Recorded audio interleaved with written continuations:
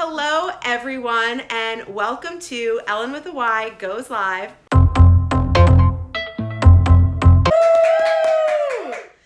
Thank you so much for joining me this week. I'm so excited. We have an incredible guest. Sarah Halliday is joining me later on in the show. Woo-hoo-hoo! We have so many Sarahs in the apartment this evening. Sarah's outnumber Ellyn, and my sister's name is Sarah, so just Sarah's all around. So I'm excited to have you on later on in the show. So I was talking to another Sarah McDowell, who is a former guest and a current friend. Former guest, current friend.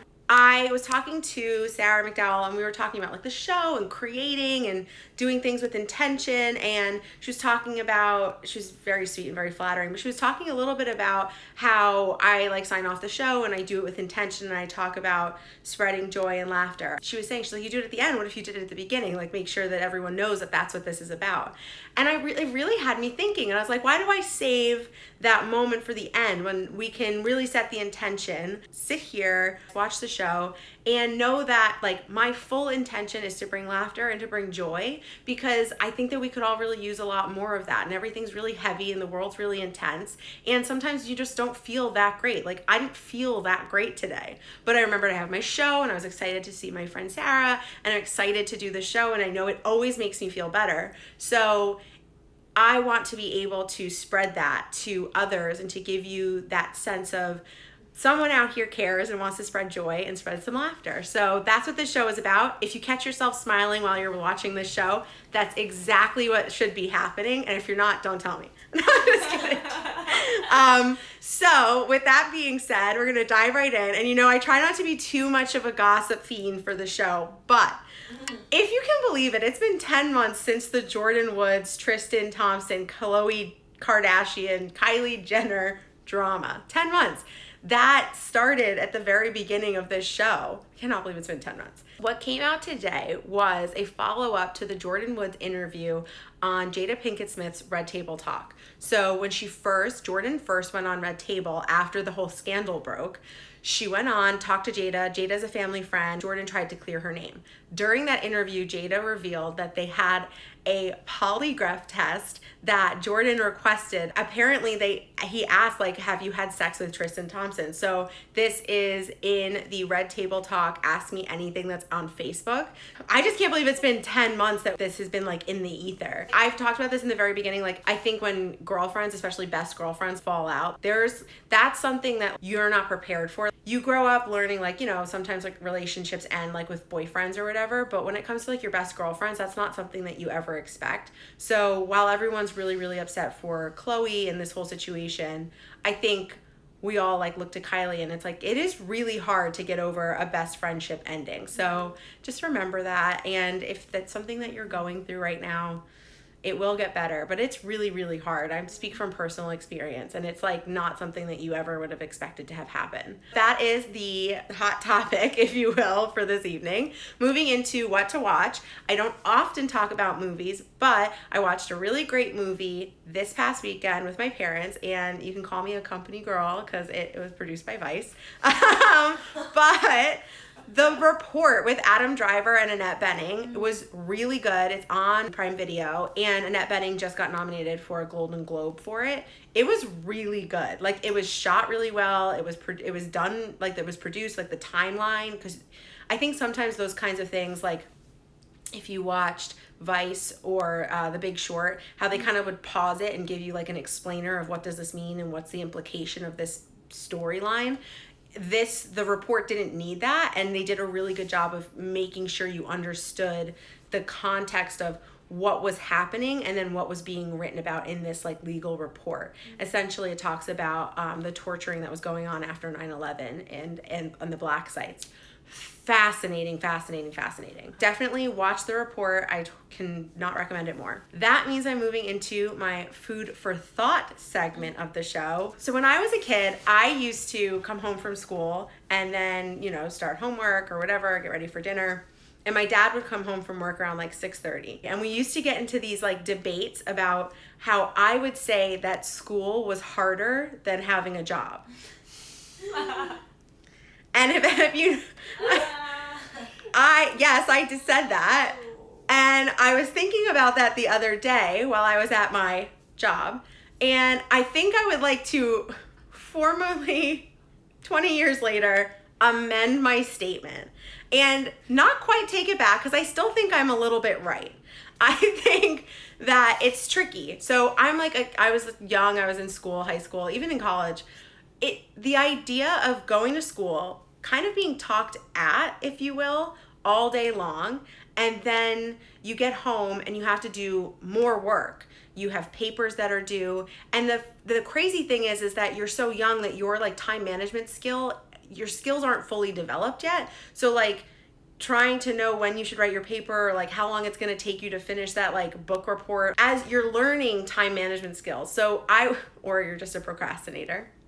And it's hard, like going to school, coming home, doing homework, writing papers, all of that is really, really hard. And I think that that's where I was coming from when I was a kid. But now, being an adult, I realize and recognize, I also think there's like different types of like work environments that can be exhausting, and so some jobs, like my job, like I could be on my phone at night, like I can come home and still have more work to do, or on the weekends. Whereas other people have jobs that like you leave and then that's it. You don't have to do that job when you go home. But it doesn't make it less exhausting. So when you're at work, you're like on. There isn't just like sitting in the back of the classroom like doodling. Yeah, you might go and like read, some news websites or whatever. You might doodle during like, you might be like watching some Instagram videos every once in a while, or like drawing on your notebook during a meeting, but like you're on and you're like responsible for so much more. I was not accounting for that when I was young, about being responsible. Like you can't not work. I have to pay for my apartment. I have to pay for my bills, health insurance, car insurance, like cell phone, like, and the responsibility that comes with all of that is just like a lot. And I don't want to bring anyone down because we're supposed to be having fun. But what I thought was really funny is I'm literally sitting at work thinking about this, and I'm like, well, I don't think I was entirely wrong, but I would like to amend my stance. I think work is really hard, but kids still have it really tough. If I was ever a parent, I would totally relate to them. I would totally be like, I get it. It's hard. You were at school all day. Now you're here doing more homework. Now you're doing math I don't understand with the new math and stuff. Have you ever tried to do their math? No. It's so crazy. It makes no sense. It goes from a different direction. Yeah. It doesn't make any sense. No more language. No, I don't want to do math. Well, everyone has calculators anyway. That's the benefit of being an adult and working in an office.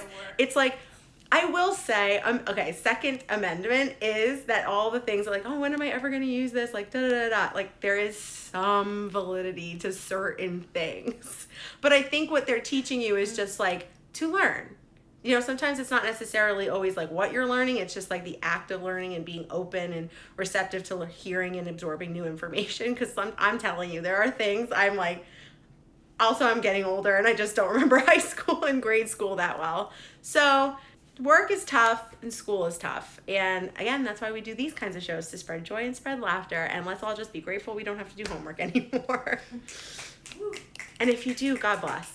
That means we are moving on to the guest portion of my show. I am bringing on my friend Sarah Halliday. Come on in.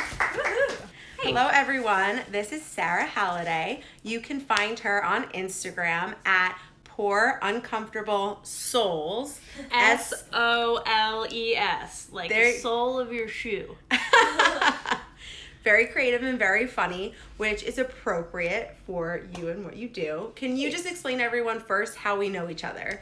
Sure. So we used to work together at Refinery. Mm-hmm. I managed the Snapchat Discover team, and then I also helped for a short period of time with Instagram and Facebook, and kind of like did a whole bunch of social stuff. But worked very closely with this lovely human being to make sure that we were making good stuff that could also make money, and to make sure that we understood each other. Yeah. Which is a big problem. Yeah, helping both sides of the house work together, because that's... And also just like making each other smile. Yeah. I would just visit you. Oh, yeah, that's so just true. I'd like come up. When I would do when I did the Dad Did My Hair Snapchat video. Yes.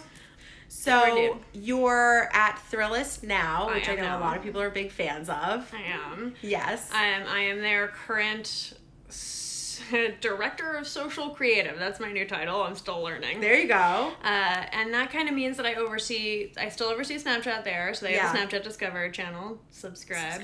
And also I manage their kind of Instagram creative part, so like what it looks like, what it feels like, the video stuff that we're trying out. And I work really closely with the rest of the social team to do Facebook stuff, to Twitter stuff, to the voice, and do a little bit of everything. And I'm starting to do TikTok. Oh my god, I'm obsessed. You know I'm obsessed. I'm obsessed with TikTok. Everyone follow me at ELLYNWITHAY. You can follow along with my 1 mile a day. I will literally do that right now. It's my 1 mile a day till 2020. I'm running 1 mile a day just to recommit myself to running because I want to get back to running half marathons. So follow me on TikTok because I post videos of it. Woohoo! So I wanted to talk a little bit with you about, because I remember, this is, aging me a bit, but like I remember at the beginning of my career when I would explain like why we utilize social media in business and how like so many people that were more advanced in age than I were very confused by why we would need it, or like even understanding like the validity, like what's Snapchat, who cares about Snapchat. Like I think because you are so business minded and you live in that creative storytelling social media space, can you explain like how you articulate the value of these different social media platforms? Yeah, I think one of the biggest things for me is to empathize with who I'm talking to, and that goes for social media and really any professional environment that I'm in, is who are the people that I'm talking to and what do they understand. So a lot of what I do in trying to explain the value of social media is saying, okay, like if we're talking about Snapchat Discover, which very few people understand, okay, what can I relate that to that they will understand? Okay, most people have seen a magazine, a kiosk at an airport or a grocery store. Yeah. So Snapchat Discover for me a long time was saying, okay, that thing that you go to a grocery store and you look and you pick through and you flip through a People magazine and you're like, I'm never going to buy a People magazine, but I'll at least read it for 30 seconds. That's Snapchat Discover, but for teenagers. And then for teenagers, because there was a huge market on Snapchat, and we wanted to give them information, and there wasn't a lot of other places to really give it to them. So especially in the industry, it was like, okay, the value is really there, right? You have this massive audience of people who are super engaged, who grew up on social media, who have always had a phone in their hand, and they are craving new information and new brands. And okay, so in business sense, that means that there's a whole new generation of people who are going to buy things. So 20 years down the road, these teenagers who you don't care about right now might actually be your future customers. Yeah, they have spending power. Your readers and your your fans. Like these are the people that you want to interact with now, so that in the future you actually have an audience. Because future planning, future proofing. That's like my number one. I talk about that so much. I'm like, we have to future proof. It's so true. And it's one of those things that right now is super important because the boomers, love them. My parents are boomers, like would never say okay boomer with a, Oh my god, such a TikTok. I know, I'm sorry. Oh my god, it's our first TikTok joke on the show. If you don't know, okay boomer. I wouldn't say it. If my mom is watching, I'm sorry. No, I would never use it. I'm so sorry. For real. Really wouldn't. Such good coordination. That was beautiful. We really need to clip that. Make a boom. No, I'm gonna post it. Okay. But the boomers were a massive group of consumers and had all of the money and all of the spending power for many, many years. And now you have this next wave, this next new generation that has a whole new set of loves and interests and money because TikTok famous. It's real. It's a real thing. People are getting billions of dollars when they're 15. Yeah. It's a real thing. So like a TikTok comes up, you have to learn how to create for that platform. And you're such an incredible storyteller and a creator across all of these different platforms. Okay. As a storyteller, and we'll talk about she's also a writer, so give us a second, we'll get into it. But as a storyteller, when you're looking at these different platforms to create a narrative and to connect, like how do you approach that? Because it's different. Every platform's different. I mean, storytelling from platform to platform, storytelling is, the foundation is there, and it has been there from the very beginning of time, back to going back to Greek times to social media, right? The idea of finding a person that most people can empathize with is still at the core, right, of storytelling. So Yeah. you always want to have someone who you can connect with, who is action-oriented, who's got a great personality, and who has some inner conflict. And that's like when you start to develop people and personalities and social media people. You know, someone asked me recently, I don't know how to do social media, and I said, just be yourself. Yeah. Like, the more that you are who you are to me on social media, the better you're gonna do. So just be yourself, relax a little bit, enjoy yourself, don't get too drunk, don't make a fool of yourself, but just like actually tell me who you are, the more successful you will be, because people want to hear and engage with and read stories about other humans and people who they can see themselves in. And connect with and create And like, connect with. Like a connection and a community of seeing themselves in someone else. I think the world can be quite isolating. I think I talk a little bit about that here. Like, New York's the biggest city in the world, and it's quite isolating. Yeah. So like on social media, people are looking for, oh, I see me in this. I recognize myself in this. And I think that's one of the beauties of social media, and it can simultaneously be a little bit structured or stressful because you're like, oh, I want to be like this person, and I want to be like this person, I want to be like this person.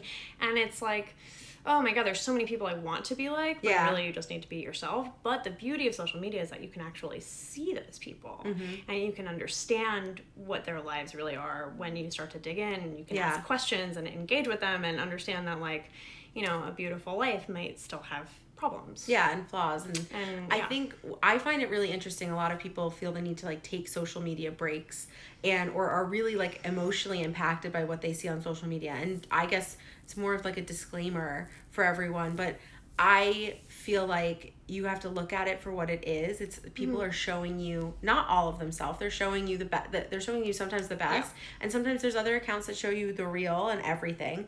And to look at it, but then realize like you're still whole. You're still a whole person on your own, a total individual. And what other people are doing, you really don't need to compare yourself to. Yeah. I think if you're scrolling and you're feeling bad, or you're scrolling and you're because there's been accounts where I have muted them because I'm just like, oh, this just makes me too much. This makes me feel bad, or it doesn't make me feel great. When I see that, I get frustrated. So you can kind of like shut that out, because you don't have to accept that into your psyche, into your existence. Absolutely. You can kind of choose what you're bringing in. Absolutely. And I think there's something to be said about curating your feed. I work in social media, so people often ask me, like, how do you maintain your sanity? Yeah. And I say, listen, I have my feed for work, and I go into my work account to scroll on food accounts that I, personally am not like super a fan of. But when I enter the app and the apps that I choose, I know that when I open it, it's going to be something that I like to see. So for my personal Instagram, it's almost all photographers. It's not inspirational quotes, but it's people who are in the psychology world and can give me a little bit of advice about how to deal with my anxiety. Yeah. Or it's travel photographers who are doing really great things. Yeah. And it feels nice, like when I'm traveling, I'm like, oh, I know that I follow these 3 travel photographers who've been to these places. Let me go into their feed and see what they're doing. Yeah. Oh, today like, there was a panel at work today, and someone on the panel, they were being asked like, oh, who do you follow? And the person on the panel was like, I follow Larisse IRL. And I was like, Larisse! Yes! She was on the show, Larisse McMillan. Hello. I was like, we follow her and we stand her hard. Also, actually, Larisse is a great example of people who I follow and I haven't muted, because the things that she does that are like the things that you want to say versus the things that you should say. We talked about that here on the show. I think that idea of like, even as an adult, you need another adult to kind of tell you how to act a little bit, or like to give you advice. It's like to give advice. I want like it's hard to find mentors to give you a mentorship. Yeah, and finding a place where it makes you feel good instead of making you feel really awful. Well, speaking of making you feel good and curating and creating, Sarah is an author. Aspiring author. She has a book in the works. Yes, I'm very excited about this. I'm excited about it too. Can you tell us a little tiny bit? Do we get like can you tell us anything? So I'm all about the scoops here. Big scoop. News. Big scoop. It doesn't have a title yet. I am writing a book. It's about 50,000 words right now, and it's this very strange supernatural fantasy book about a middle-aged man who is trying to fight his way out from an abusive mother's grip thumb is what I like, thumbprint. And in the process of doing that, figures out that she is magical.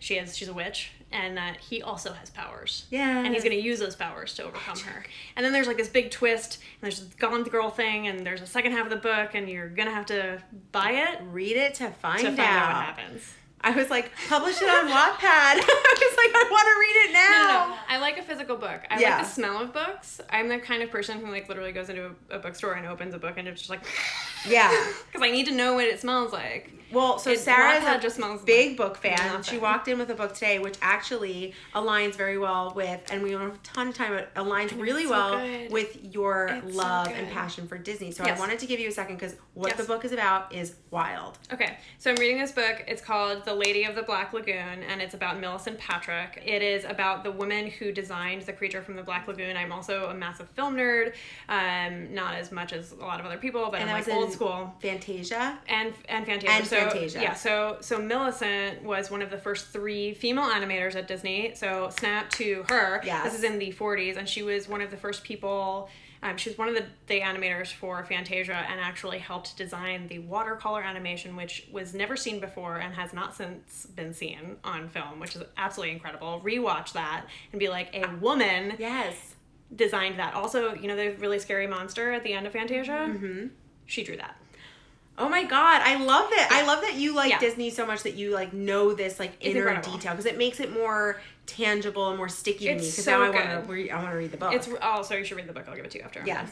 So we are going to play a really quick game because you guys know I love a quick game at the end of the show. We are bringing back Incoherent. So that means I show Sarah a card and she says it out loud and tries to guess what it's actually saying. Which means I'm going to make a fool out of myself and that's great.